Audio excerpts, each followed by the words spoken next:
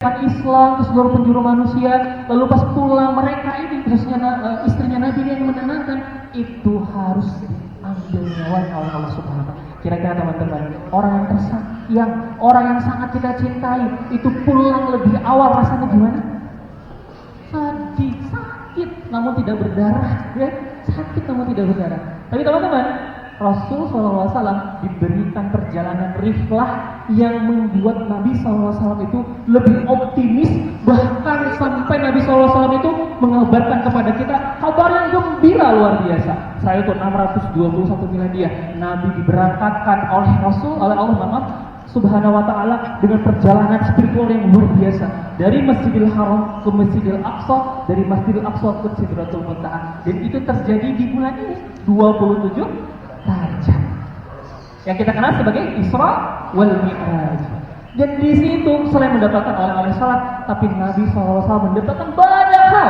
Di antaranya adalah akan tersebarnya Islam menjadi satu agama, menjadi satu keyakinan, menjadi satu pandangan hidup yang itu tersebar luas ke seluruh penjuru dunia, termasuk ke wilayah Baitul Maqdis, wilayah para nabi, wilayah orang-orang sedikit di sana. Kenapa Baitul Maqdis? Ya, kalau kita lihat putar sejarah, dulu dunia ini namanya benua Pangea. Tahu benua Pangea, teman-teman?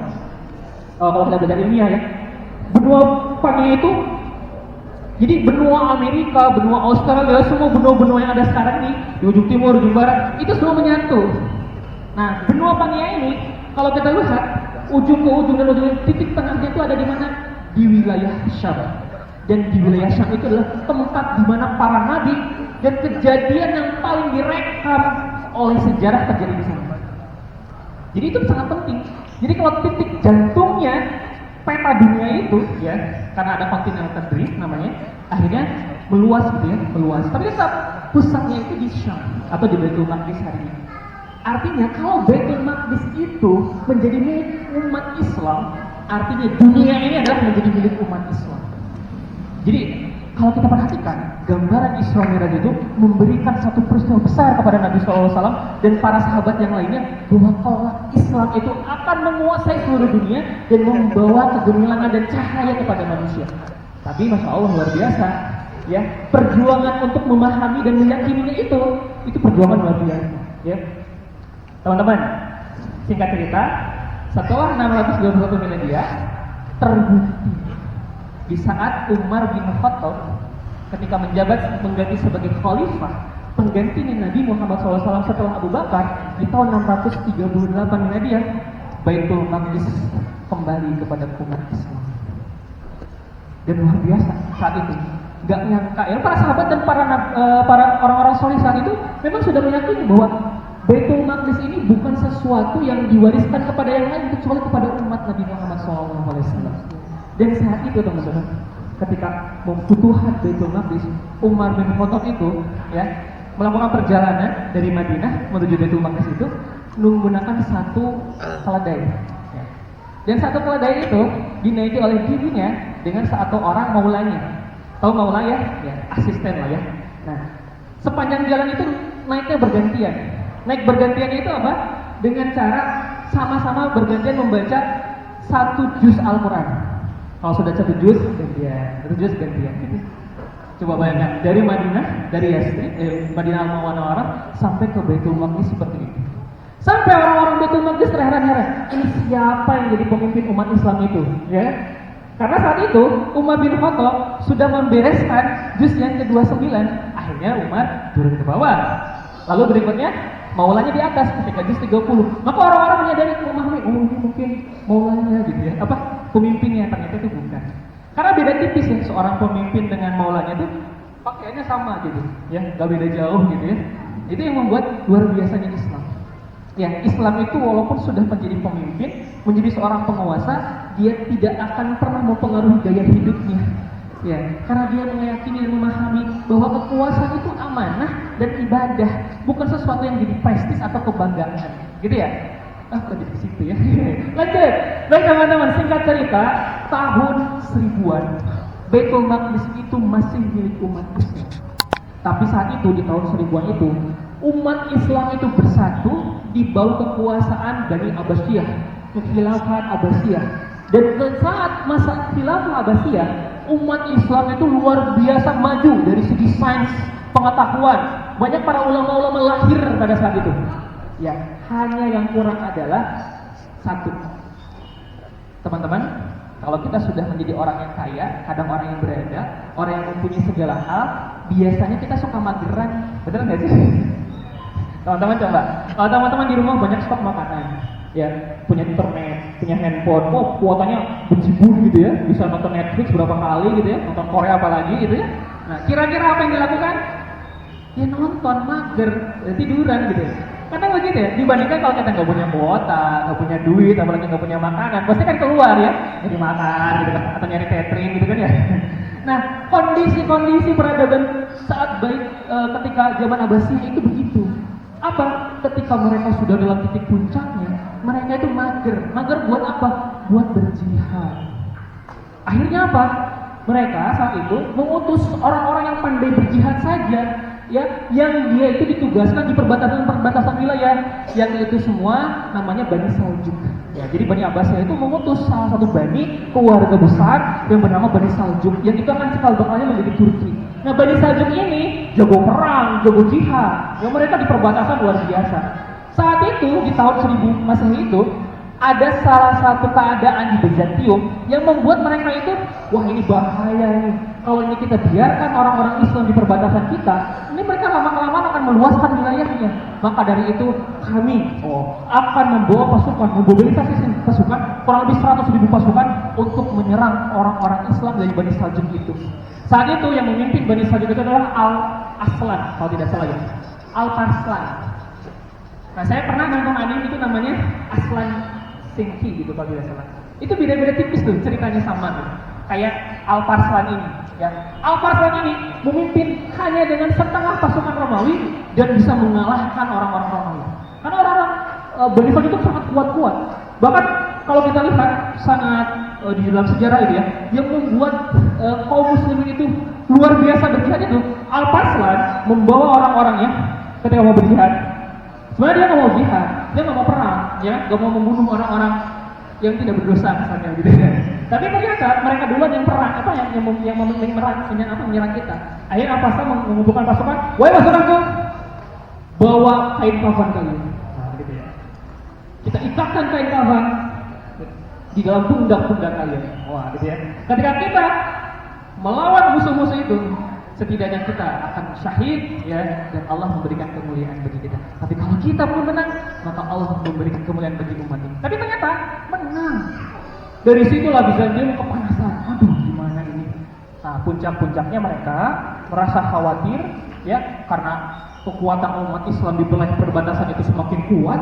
Akhirnya mereka mengumumkan perang salib. Ya, namanya dipimpin oleh Paus siapa?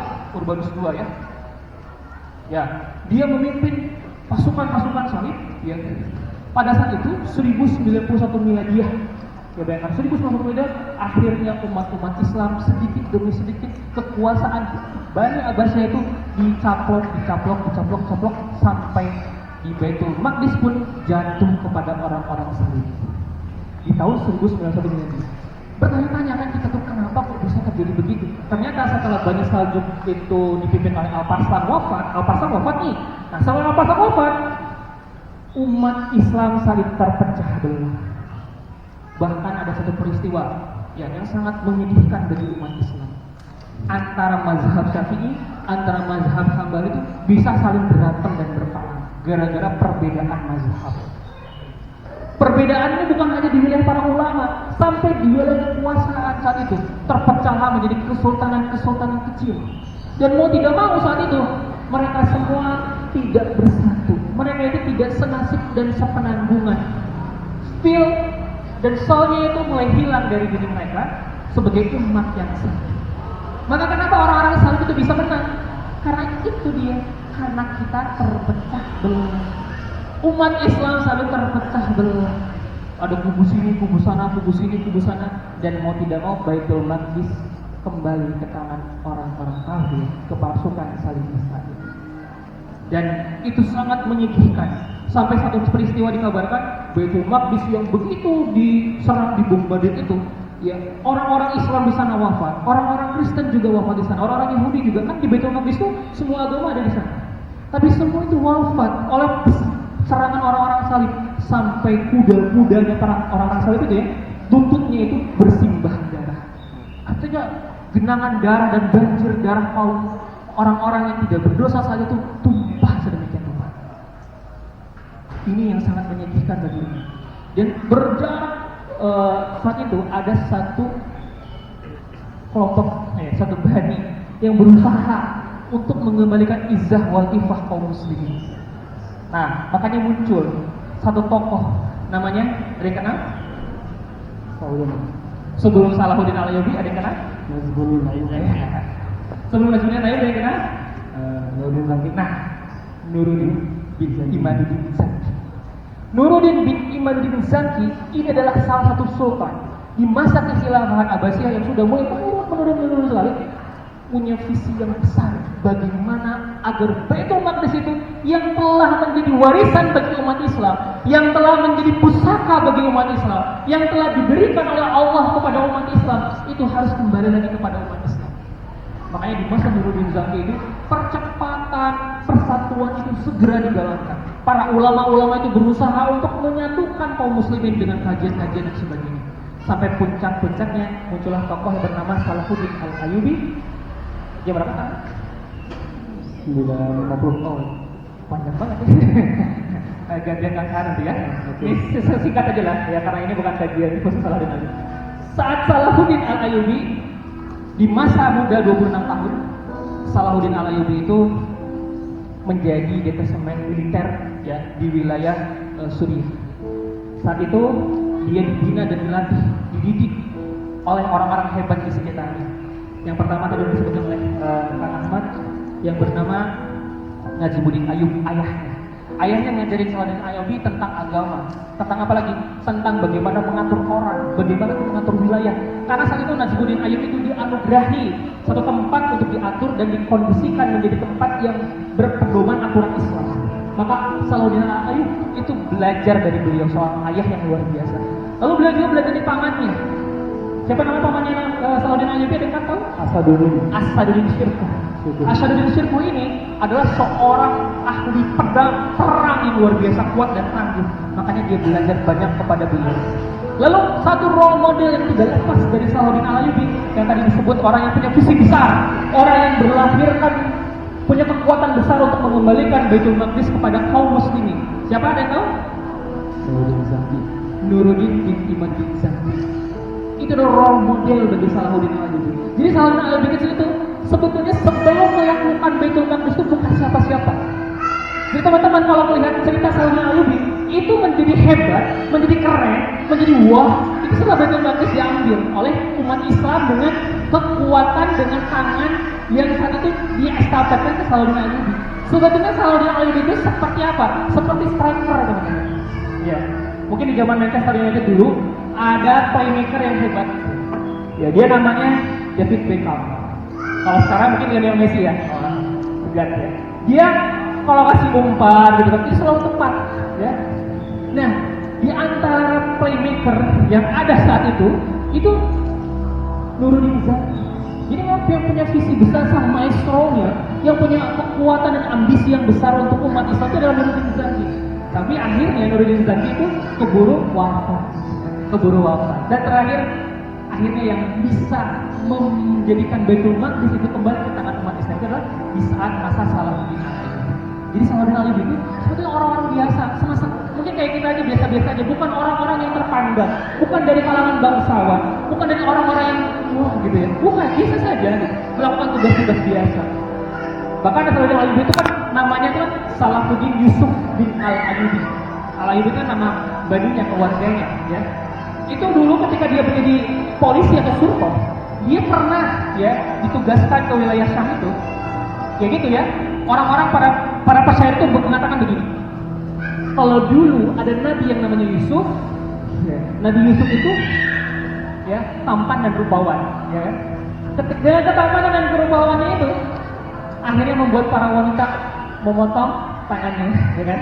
Nah, sedangkan Yusuf yang ini, ya, dia itu membuat orang-orang dipotong tangannya. Karena kan Salahuddin Ayyubi saat itu ya cuma tugasnya sebagai seorang polisi mungkin hari ini yang menangkap para kriminal-kriminal. Jadi tinta sejarah saat itu belum begitu mengenal Salahuddin Ayyubi. Tapi ketika setelah menaklukkan Baitul Maqdis, histori cerita itu dibuat oleh beliau. Jadi kadang teman-teman, mungkin hari ini kita bukan berasal dari background siapa-siapa, bukan orang yang besar, bukan siapa-siapa, tapi ketika mencapai sesuatu yang besar, kita akan dikenal menjadi siapa-siapa. Jadi pastikan teman-teman hari ini, kita itu harus punya visi yang sama seperti Najmuddin Ayyub, bahkan seperti Salahuddin Ayyubi yang bukan siapa-siapa menjadi siapa-siapa. Mungkin begitu aja kan ya. Kalau untuk kepanjangan dan ketidur semua di sini. Mohon maaf segala kekurangannya. Assalamualaikum warahmatullahi wabarakatuh. Waalaikumsalam warahmatullahi wabarakatuh. Luar biasa. Baik, tepuk tangan untuk Kang Fajar. Masya Allah.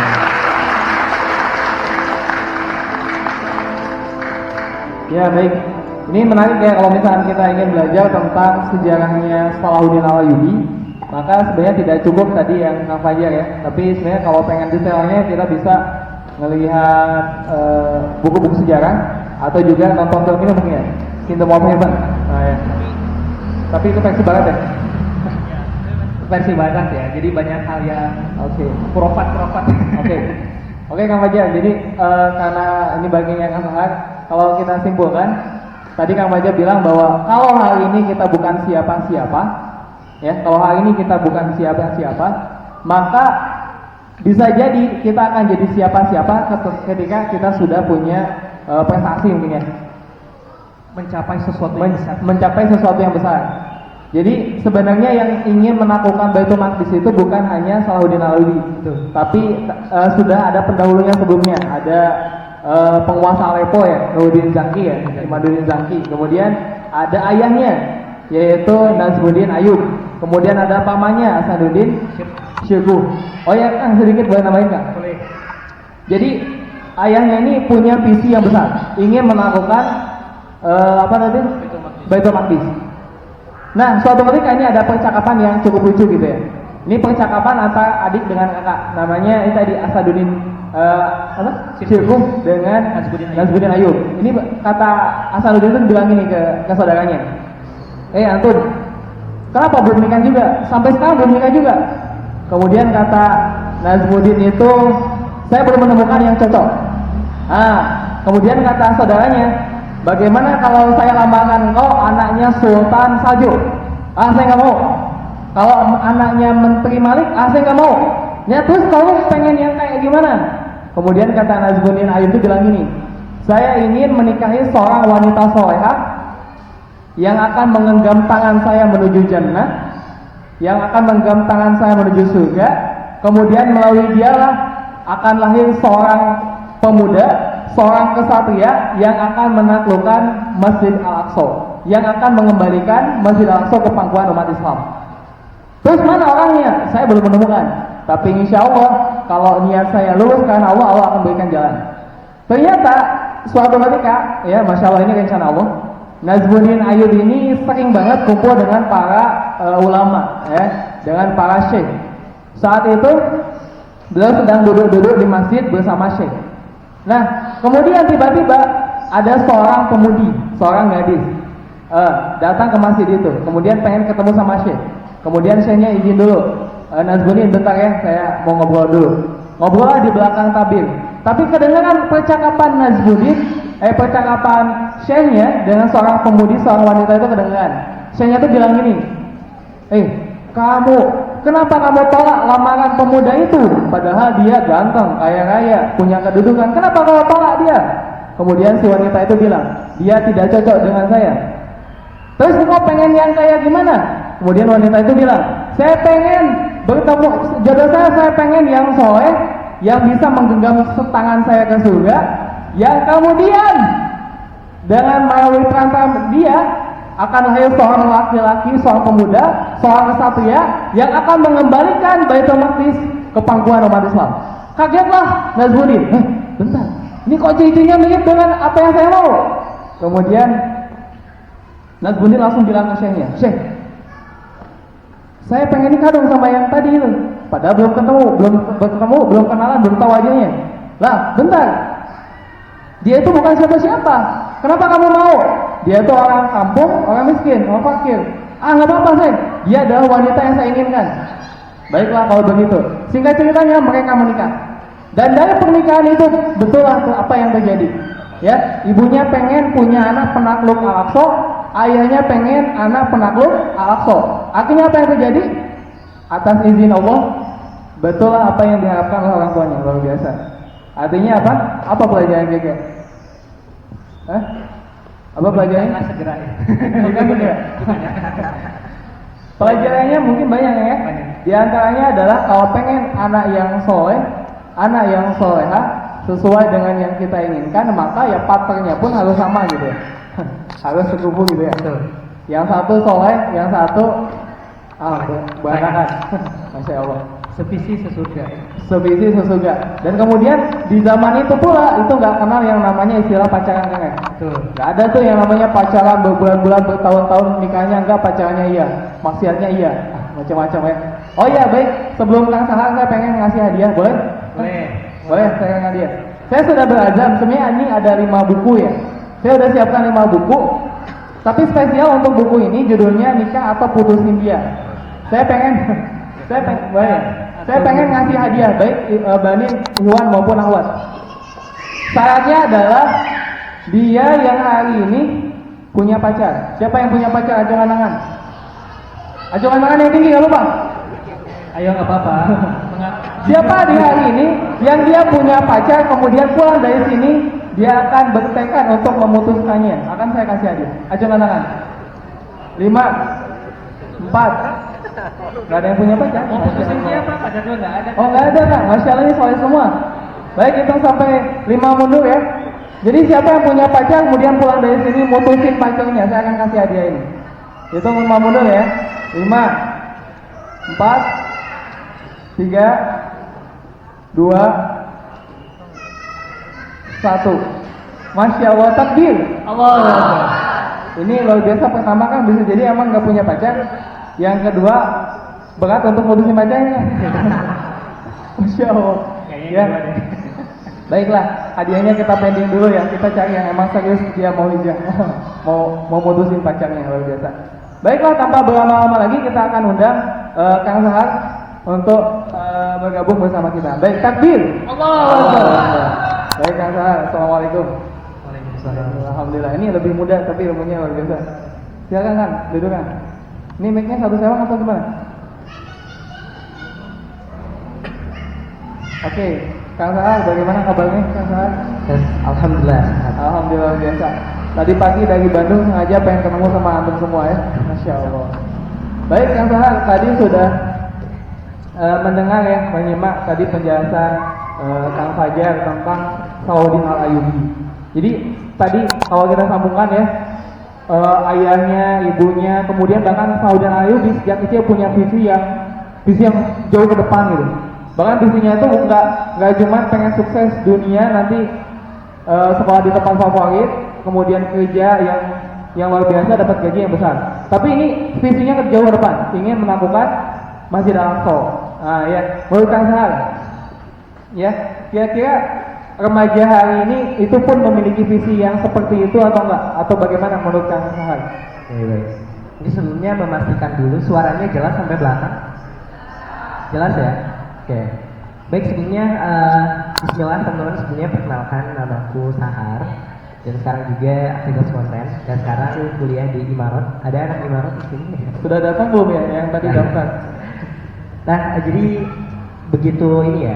Kalau misalnya teman-teman mungkin ya tadi ngedengar Kang Fajar ketika menceritakan tentang Salahuddin Al-Ayyubi, ngerasa nggak? Teman-teman ngerasa jauh banget kualitasnya daripada Salahuddin Al-Ayyubi? Ngerasa jauh banget? Jangankan teman-teman, aku pun ketika coba riset tentang materi bahkan biografi Salahuddin Al-Ayyubi, aku ngerasa kayak susah gitu untuk menjadi Salahuddin Al-Ayyubi. Nah, by the way, teman-teman gini, ini sebuah rumus. Semakin dekat masa seseorang dengan masa kehidupan Rasulullah, maka akan semakin dekat pula lah kualitas kerennya seorang tersebut. Contoh, Salahuddin Ayyubi itu hidup di tahun 1100-an. Iya. Dan ada yang lebih keren di masa depannya, itu namanya Muhammad Al-Fatih 1400. Berarti beda berapa Salahuddin Ayyubi sama Muhammad Al-Fatih? 300 tahunan. 300 tahun. Tapi teman-teman harus tahu, Salahuddin Al-Ayyubi dengan Muhammad Al-Fatih itu lebih keren mana kira-kira? Salahuddin betul. Lebih keren, Salahuddin itu lebih keren parah. Kalau misalnya teman mungkin pengen nanya, pengen tahu apa sih kerennya Salahuddin Al-Ayyubi. Pertama, barangkali buat teman-teman yang ngerasa, apalagi akhwat ya, hari ini tuh sangat begitu aneh. Orang yang sholat 5 waktu plus sunnahnya itu dianggap idaman, benar gak? Oh, Masya Allah. Orang yang 5 waktu, sholat 5 waktu plus sholat duha mungkin ataupun tahajud itu dianggap idaman